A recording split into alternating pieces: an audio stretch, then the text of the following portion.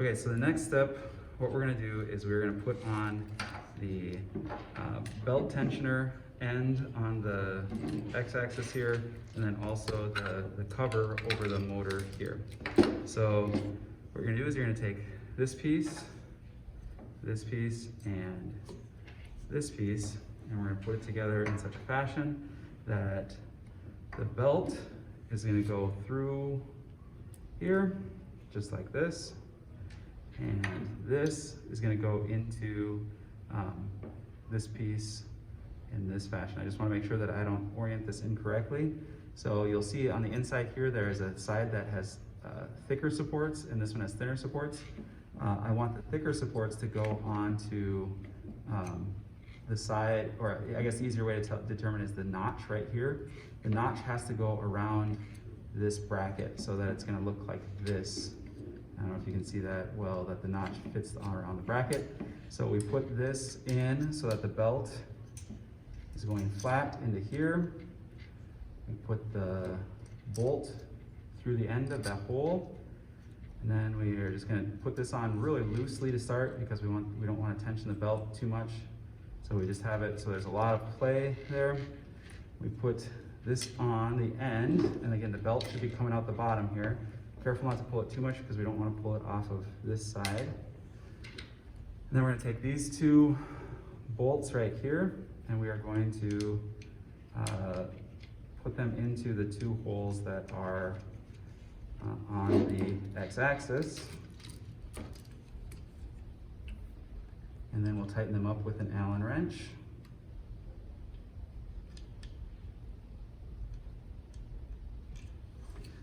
If I can see what I was doing here, that would be helpful.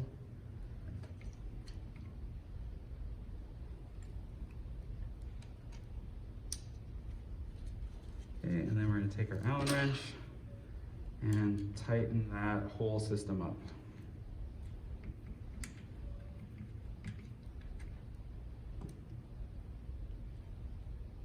So tighten that one down. If you haven't tightened this one completely, you can tighten this one. And then on the back side, we have this one tightened here. All right, after we have that, we're gonna take this cover that has our X end stop on it. Again, we've got our belt going over the top here. Again, don't pull it all the way through, that will cause problems, but we're gonna wrap it around the bottom of, or around the drive gear here from the X-axis.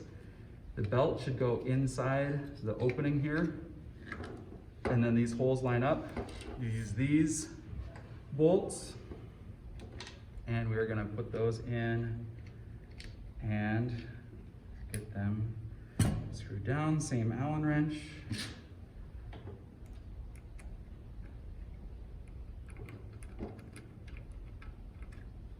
Tighten that up.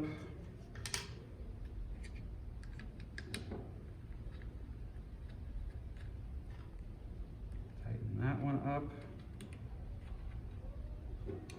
All right, then we should have the two ends of the belt off the sides here. And what we're gonna do is we're gonna take what's called the X carriage, where your extruder nozzle is, and we're going to slide the belt underneath these tabs right here and into the openings so that the metal grommets are on this outside of the tabs, and the belt goes underneath the tabs just like that. And so we have our belt is now fully attached so that as we move this back and forth, the belt is sliding. Now, here we have our belt, it's a little bit too loose. That's where we can use the tensioner to tighten down on the screw. And again, what we're looking for with the belt is that we want it too tight, or we want it tight but not too tight, in that it's offering some resistance as we press it down, but not a crazy amount of resistance. Once we have that in place, we can now take this cable. I'm going to twist this around to get the cable straightened out here.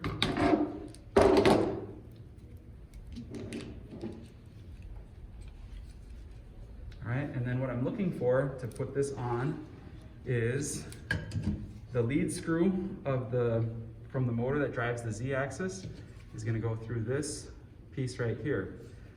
The bars are going to go in between these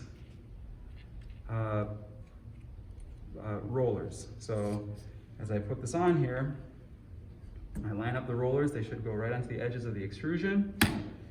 And then I can twist the lead screw so that this is rolling down the extrusion just like this. So now our x-axis is on our printer. All right, then what I'm gonna do is I'm gonna take this bar that has the 2 bolts there, or bolt holes, and those are gonna go, or 4 bolt holes I should say, 2 on either side, are gonna go into here. I use these bolts and put them in. Again, it's gonna. This one is the larger Allen wrench to tighten these bolts down. So I'm just gonna finger tighten them to start.